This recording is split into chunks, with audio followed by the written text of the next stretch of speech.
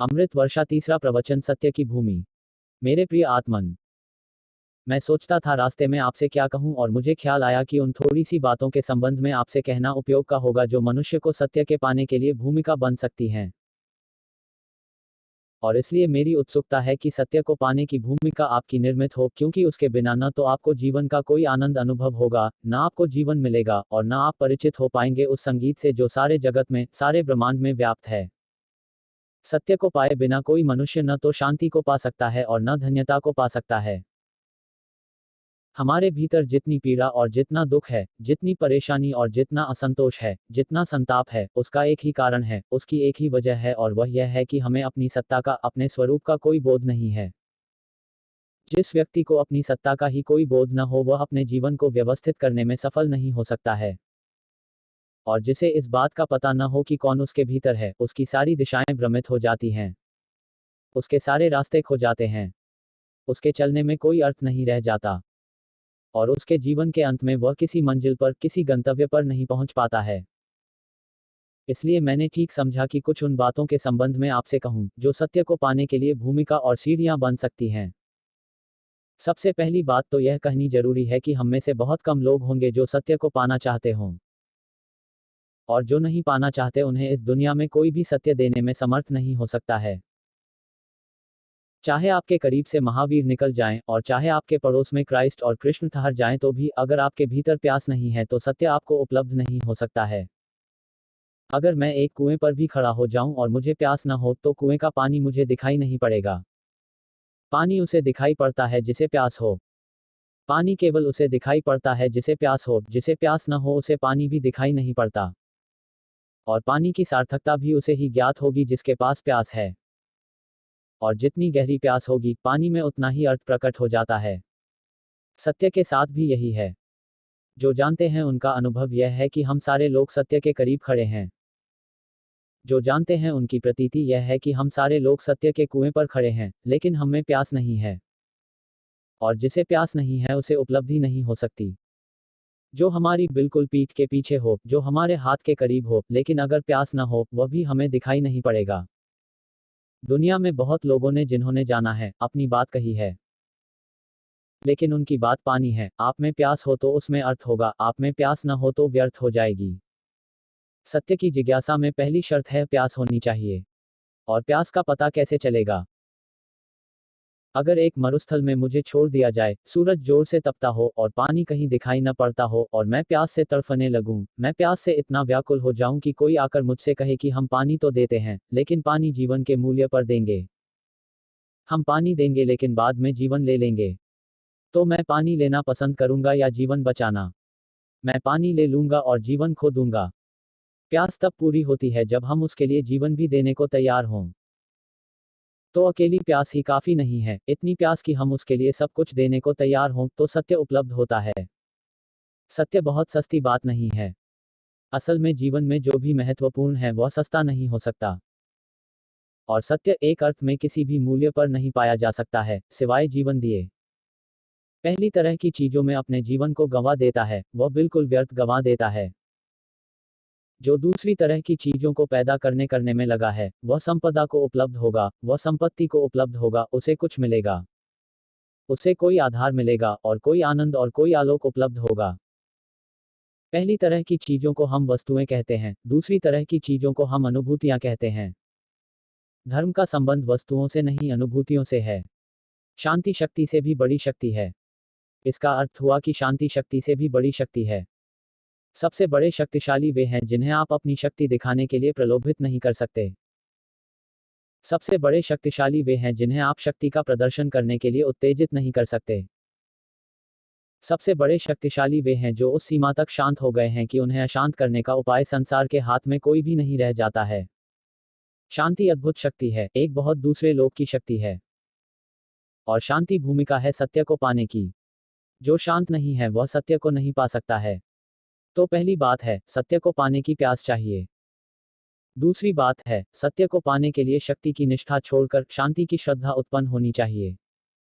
शक्ति की निष्ठा हम सबके भीतर है, वासनाएं शक्ति मांगती है, आत्मा शांति मांगती है। और जो जितना शक्ति को जुटाने में लगा है वह स्मरण रखे, वह उतना ही आत्मा से दूर होता चला जाएगा। और जो जितना शांति को जुटाता है वह उतना ही आत्मा के करीब आने लगता है। शांति कैसे जुटाई जा सकती है? शांति कैसे पैदा हो सकती है? शांति के पैदा करने के कोई 4 सूत्र मैं आपसे कहना चाहूंगा। जो व्यक्ति शांत होना चाहता हो, जो उस अद्भुत शक्ति को उत्पन्न करना चाहता हो, जो समझदार हैं, वे वासनाओं को उल्टा कर लेते हैं। शांति की जो खोज है, घोड़े को उल्टा कर लेना है। जो लोग वस्तुओं की खोज और तलाश में लगे हैं, अगर वे उसी खोज और तलाश को अनुभूतियों की दिशा में परिवर्तित कर दें, उनका जीवन बदल जाएगा। वे साधारण मनुष्यों से परिणत होकर असाधारण दिव्य जीवन में परिणत हो जाएंगे। तब वे पार्थिव न रहकर भागवत हो जाएंगे। तब वे पदार्थों की दुनिया के हिस्से न होकर आत्मा की दुनिया के, आत्मा के जगत के हिस्से हो जाएंगे। पहला सूत्र है उस व्यक्ति के लिए जो शांत होना चाहता है। और वे सूत्र वही हैं कि अगर उनके विपरीत उपयोग करें तो वे ही सूत्र शक्ति के स्रोत हो जाएंगे। जिस व्यक्ति को शक्ति पानी है, उसका सूत्र है अहंकारपूर्ण जीवन। जो शांति के लिए उत्सुक हैं, उन्हें अहंकार को छोड़ने के लिए राजी होना होता है। और क्या मैं आपसे कहूं, अहंकार से बड़ी क्या कोई अशांति है? अपने भीतर खोजें, उठने में, बैठने में, जागने में, देखें क्या अहंकार से गहरी कोई अशांति है। वहां दिखाई पड़ेगा, जितना अहंकार है उतनी ही अशांति है। जितना अहंकार तीव्र है, उतनी तीव्र अशांति है। जो निरअहंकारी हैं, उन्हें अशांत होने का कारण ही विलीन हो जाता है। वह जो मैं का भाव है, वह सारी अशांति का कारण है। और जितनी अशांति होती है आदमी में, उतना ही वह शक्ति का इच्छुक होता है, क्योंकि शक्ति से वह अशांति की कमी को भरना चाहता है, लेकिन यह पूर्ति नहीं हो सकती। परमात्मा के जगत में कोई धोखा नहीं चल सकता है। अनुभूतियों के जगत में कोई धोखा नहीं दिया जा सकता। तो पहला सूत्र है शांति के साधक के लिए कि वह अहंकार शून्य चर्या को अपनाए। कैसे अपनाएगा? अहंकार शून्य चर्या को कैसे अपनाएगा? बहुत लोग चेष्टा करके अपना लेते हैं, बिना समझे, बिना जाने। यह सोचकर कि अहंकार छोड़ देना है, तो शक्ति छोड़ दे, राज्य छोड़ दे। समझ ले, बड़ा राजा हो, सम्राट हो, वह यह सोचकर कि शक्ति छोड़ देनी है और शांत हो जाना है, अहंकार शून्य चर्या उत्पन्न करनी है, तो मैं राज्य छोड़ दूं। तो वह राज्य छोड़कर चला जाएगा। लेकिन अगर यह राज्य अज्ञान में छोड़ा गया हो, तो उसके मन में यह भाव उत्पन्न होने लगेगा, मैं वह व्यक्ति हूं जिसने इतने बड़े राज्य को छोड़ा। और तब राज्य पाने से जो अहंकार पोषित होता था, वही अहंकार राज्य छोड़ने से भी पोषित होता रहेगा। उसका त्याग व्यर्थ हो जाएगा। दूसरी बात यह स्मरण रखनी चाहिए कि जब हम अपने को मैं कहते हैं, हम अपने को एक इकाई, एक एंटाइटी मान लेते हैं, हम एक टुकड़ा मान लेते हैं। इस जगत में कोई चीज टूटी हुई नहीं है। मैं एक फूल से आपको परिचय कराऊं, मैं एक फूल के पास ले जाऊं और आप कहें यह फूल बहुत सुंदर है, और आप उस फूल को प्रेम करने लगें, तो मैं आपसे कहूंगा, क्या सिर्फ फूल को ही प्रेम करिएगा, उस डाल को नहीं जो फूल के पीछे है? अगर आपका प्रेम सच्चा है, फूल आपको सुंदर मालूम हो रहा है, तो फूल में थोड़ा प्रवेश करिए, तो फूल कोई अकेला थोड़े ही है। फूल के भीतर घुसेंगे तो डाल मिलेगी, डाल न हो तो फूल नहीं हो सकता। और डाल के भीतर प्रविष्ट होंगे तो वृक्ष मिलेगा। वृक्ष न हो तो डाल नहीं हो सकती। और वृक्ष में भीतर प्रविष्ट होंगे तो अदृश्य जड़ें मिलेंगी, जो दिखाई नहीं पड़ती, वे न हो तो वृक्ष नहीं हो सकता। और अगर जड़ों में भी भीतर प्रविष्ट हो जाएं, तो भूमि मिलेगी, प्रकाश मिलेगा, सूर्य मिलेगा, आकाश मिलेगा, और तब पता चलेगा कि उस फूल के भीतर सूरज मौजूद है। और तब पता चलेगा कि उस फूल के भीतर सारी पृथ्वी मौजूद है। और तब पता चलेगा उस फूल के भीतर सारा ब्रह्मांड मौजूद है। उस फूल को जो इकाई समझता है, वह नासमझ है, सिवाय परमात्मा के और किसी को मैं कहने का कोई अधिकार नहीं है। और यह सच है, सिवाय परमात्मा के और किसी को कोई अधिकार नहीं है। और परमात्मा कैसे कहेगा? क्योंकि मैं तो कोई तभी कह सकता है जब तू भी मौजूद हो। इसलिए परमात्मा कह नहीं सकता मैं, क्योंकि उसके लिए कोई तू नहीं है। और हम जो मैं कहते हैं, हम अधिकारी नहीं हैं। अपने भीतर इस बात को अनुभव करें कि सारा जगत, यह सारा ब्रह्मांड स्पंदित हो रहा है। यह श्वास मेरी आती है, न आए तो बात खत्म। यह सूरज रोशनी मुझ में ढालता है, न ढाले तो खत्म। वैज्ञानिक कहते हैं 4000 वर्ष बाद जमीन पर कोई नहीं रह सकेगा, क्योंकि सूरज ठंडा हो जाएगा। वह रोज अपनी गर्मी बांटता जा रहा है, 4000 वर्ष में ठंडा हो जाएगा। फिर आप नहीं रह सकेंगे। मतलब सूरज आपके भीतर जिंदा है, सूरज नहीं है तो आप भी गए और डूब गए। यूं अपनी आंख खोलकर जो देखेगा वह पाएगा, मैं सारे ब्रह्मांड का स्पंदन हूं, मैं सारे ब्रह्मांड की अनच्युत धारा में एक अंग और हिस्सा हूं, एक अविभाज्य टुकड़ा हूं, इंडिविजुअल हूं, उससे अलग मेरी कोई सत्ता नहीं, और मैं मुझे अलग करता है। तो यह मैं झूठा है, जो अलग करता हो। इस जगत में कुछ भी अलग अलग नहीं है, सब जुड़ा है और सब इकट्ठा है, यह सारा जगत एक टोटेलिटी है, एक समग्रता है। उस समग्रता को अनुभव करना धर्म का अनुभव है और अपने को अलग अनुभव करना अधर्म का अनुभव है। सारा अधर्म इससे पैदा होता है कि मैं अलग हूं। अगर ये दो बातें, अपने भीतर सारे ब्रह्मांड का स्पंदन और अपने नाम का झूठा होना, अगर आपकी स्मृति में बैठ जाएं तो अहंकार धीरे धीरे विलीन हो जाता है। और तब जो चर्या पैदा होती है, तब जो आचरण होता है, वह अहंकार शून्य हो जाता है। एक तो सूत्र मैंने कहा, अहंकार शून्य चर्या। दूसरा सूत्र है जीवन में अपरिग्रह का बोध। मैं क्रमशः उस तरफ चलूं जहां मैं अंत में बिल्कुल अकेला रह जाऊंगा, मेरे पास कुछ न रह जाए, बस मेरा होना ही रह जाए, ऐसा जो दृष्टिबोध है वह है। अपरिग्रही जितना न्यूनतम संभव होगा उतना अपने को फैलाएगा, परिग्रही जितनी अधिकतम संभव होगा उतना अपने को फैलाएगा।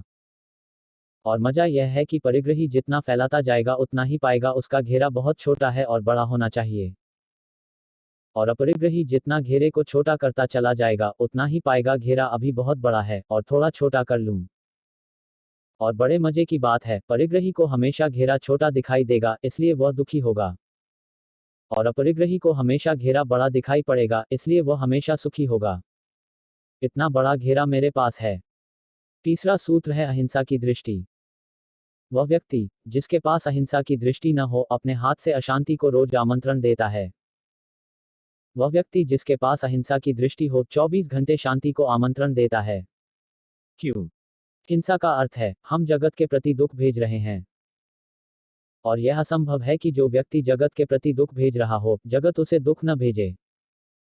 यह कैसे संभव है कि मैं दुख बांटूं और फिर दुख मुझे उपलब्ध न हो? यह कैसे संभव है कि मैं दुख के बीज बोऊं और फिर दुख की फसल न काटूं? तो मैं तो एक एक आदमी को थोड़ा थोड़ा फुटकर दुख दूंगा, लेकिन वे सारे लोग मिलकर जब मुझे दुख देंगे तो मुझे तो बहुत भारी दुख को सहना पड़ेगा। तो एक व्यक्ति जितना दुख दे सकता है उससे अनंत गुना उसे वापस मिलता है। जिसे शांति को साधना है, उसे जानना होगा वह इस जगत में किसी को दुख न दे, क्योंकि दुख दुख को बुला लाता है, और जो आनंद को वितरित करता है वह आनंद को बुला लेता है।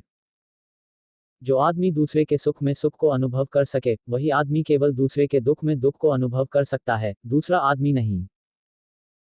जो व्यक्ति शांति की तलाश में चला है, उसे स्मरण रखना होगा उसकी चर्या से हिंसा क्षीण हो, उसके द्वारा किसी के मार्ग पर कांटे न डाले जाएं, और बन सके तो वह किसी के मार्ग पर 2 फूल जरूर डाले। और फूल डालना बड़ा आसान है, कांटे डालना बड़ा कठिन है। और कांटे डालने में कोई भी आनंद नहीं है, और फूल डालने में बहुत आनंद है। एक दफा डालना सीखें तो उस आनंद का पता पड़ना शुरू होता है। तीसरा सूत्र मैं कहता हूं अहिंसा बोध। और चौथा सूत्र है शांति के साधक को स्पर्श भावना।